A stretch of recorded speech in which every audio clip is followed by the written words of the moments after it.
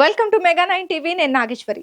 100 రోజుల కూటమి ప్రభుత్వం ఎన్నికల్లో ఇచ్చిన సూపర్ 6 హామీలను ఒక్కటి కూడా అమలు చేయకుండా ప్రజలను మోసం చేస్తోందని కాంగ్రెస్ పార్టీ ఇవాళ ఏపీ వ్యాప్తంగా నిరసనలు చేపట్టింది. ఏలూరు కలెక్టరేట్ వద్ద వినూత్నంగా తాళీ బజావ్ పేరుతో నిరసన కార్యక్రమం నిర్వహించారు. ప్రకృతి విపత్కర పరిస్థితులను సాకుగా చూపుతూ మరోసారి చంద్రబాబు ఇచ్చే హామీలు నీటి బుడగలు లాంటివంటున్న మాజీ ఎమ్మెల్యే చింతలపూడి కాంగ్రెస్ ఇన్ఛార్జ్ ఏలిజాతో మా ప్రతినిధి చైతన్య ఫేస్ టు ఫేస్. 100 రోజులు కూటమి ప్రభుత్వం సూపర్ 6 ఏదైతే ఉందో అమలు చేయలేదంటూ కాంగ్రెస్ నాయకులందరూ కూడా ఏలూరు కలెక్టరేట్ వద్ద భారీ ఎత్తున అయితే వినూత్న నిరసన కార్యక్రమం చేపట్టారు. అయితే మనతో పాటు మాజీ ఎమ్మెల్యే ఎలిజా అయితే ఉన్నారు. ఆయన తెలుసుకున్నారు. సార్, ఇది సూపర్ 6 అమలు చేయలేదంటూ ఎన్డీఏ కూటమి వినూత్నంగా చెంచాలు సాసర్లు పట్టుకొని సౌండ్ చేస్తున్నారు. అది ఎలా చేస్తున్నారు, దేనికోసం చేస్తున్నారు? ఇది థాలీ బజావో అనే కార్యక్రమాన్ని మా నాయకురాలు శ్రీమతి షర్మిలారెడ్డి గారు పిలుపునిచ్చారు. ఇదేంటంటే థాలీ బజావో అని అంటే, థాలీ అంటే ప్లేట్ని మేము కొడుతూ ప్రజలు ఇబ్బందులు పడుతూ ఉన్నారని మేము ప్రభుత్వానికి గుర్తు చేస్తూ ఉన్నాం. ప్రభుత్వానికి గుర్తు చేస్తూ ప్రభుత్వం వారు చేయాల్సిన పనులు వారు చెయ్యాలి అని చెప్పేసి మనవి చేస్తూ ఉన్నాం. అంతకుమించి ఈ కార్యక్రమం లేదు. ఏంటంటే మీ అందరికీ కూడా తెలుసు, కూటమి మరి ఎన్నికల ముందు సూపర్ 6 అనే ఒక మంచి కార్యక్రమాలను రూపొందించారు. వారు సూపర్ 6ని మరి వాళ్ళ యొక్క మేనిఫెస్టోలో పెట్టడం జరిగింది. దాన్ని చూసి ప్రజలందరూ కూడా ఆకర్షితులై ఓట్లేశారు. అద్భుతమైనటువంటి విజయాన్ని వారికి ఇవ్వటం జరిగింది, అందించడం జరిగింది. దానికి మేము సంతోషిస్తూ ఉన్నాం.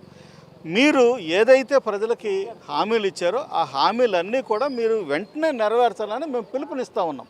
ఎందుకనంటే 100 రోజుల్లో అన్నీ అవ్వన్న సంగతి ప్రతి ఒక్కరికి తెలుసు. కానీ 100 రోజుల్లో చేయమని మేము అంటలా అన్నీని. కానీ 100 రోజుల్లో ఏదైతే మీరు చేయగలరో అవి కూడా ఎందుకు చేయలేదని మేము ప్రశ్నిస్తూ ఉన్నాం. ఏంటంటే 100 రోజుల్లో రోడ్లు బాగు చేస్తామన్నారు. ఎక్కడైనా ఒక తట్టడం మట్టేశారా? లేదు. గ్యాస్ సిలిండర్లు ఇస్తామన్నారు. గ్యాస్ సిలిండర్లు ఇవ్వడానికి 100 రోజులకి అవసరమే ఉంది. అలాగే మరి ఇంకా మహిళలకి ఉచిత జర్నీ ఫ్రీ బస్సు జర్నీ అన్నారు. అది కూడా 100 రోజులు అయిపోయింది, ఇంకా ఇవ్వలేదు. ఇలాంటివి 100 రోజుల్లో ఏవైతే చేయగలిగినవి ఉన్నావో అవి ఎందుకు చేయలేదు అని మేము ప్రశ్నిస్తూ ఉన్నాం. దయచేసి వెంటనే ప్రభుత్వం స్పందించాలి.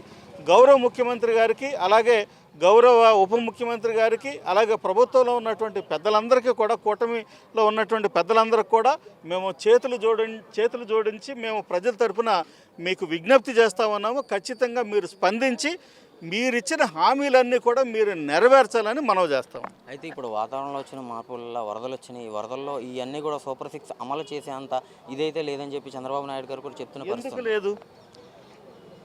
స్త్రీలకి ఉచిత బస్సు సర్వీస్ ఇవ్వటం ఎందుకు సాధ్యం కాదా అని అడుగుతా ఉన్నాను.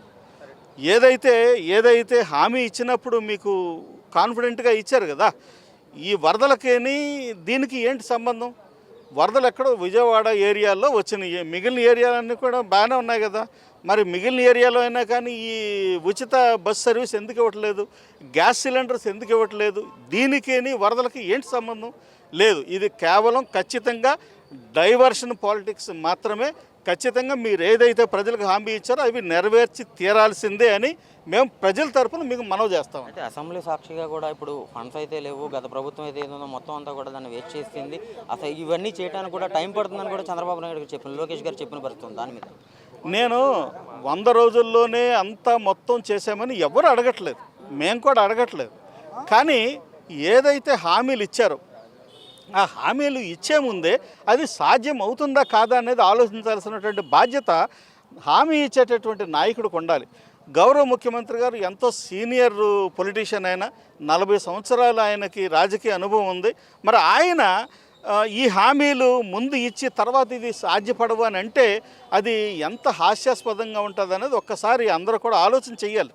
ఎందుకంటే హామీలు ఇచ్చేటప్పుడు ప్రభుత్వం ఏముంది, ప్రభుత్వం పరిస్థితి ఎలా ఉంది, ప్రభుత్వం అప్పుల్లో ఉందని అనేక సార్లు ఇదే చంద్రబాబు నాయుడు గారు మరి విమర్శించడం జరిగింది.